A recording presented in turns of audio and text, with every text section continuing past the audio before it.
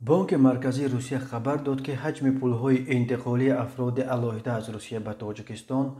توسط شبکه‌های انتقالی پول در 9 ماه اول سال 2020 حدود 1.2 میلیارد دلار را تشکیل داده است. این مبلغ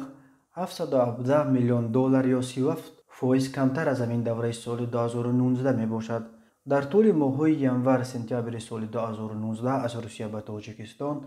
1.9 میلیارد دلار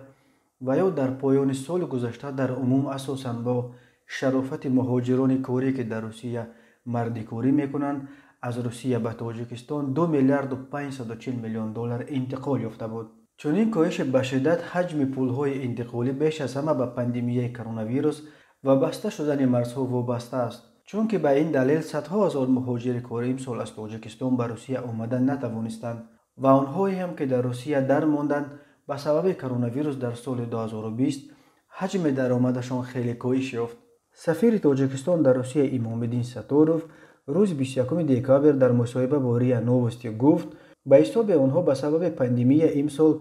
تقریبا نیم میلیون نفر از مهاجران تاجیک نتوانستند برای کار به روسیه بیایند. وزارت کارهای داخلی روسیه نیز اخیراً آماری را نشر کرد که طبق آن شماره عمومی مهاجران در روسیه سال 2020 به سبب کرونا ویروس قریب 2 مرتبه کاهش یافته است و تا 1 دکامبر در این کشور تقریبا 6 میلیون خارجی قرار داشتند. یک سال پیش این رقم قریب 12 میلیون نفر بود. برای کشورهای مهاجرفرست چون تاجیکستان که روزگار اکثر خانواده‌هایش از پول فرستاده مهاجران سخت وابسته است، کاهش درآمد مهاجران به نیکوحوالی این خانواده‌ها و در مجموع به رشد اقتصاد کشور تاثیر سخت منفی می‌رساند.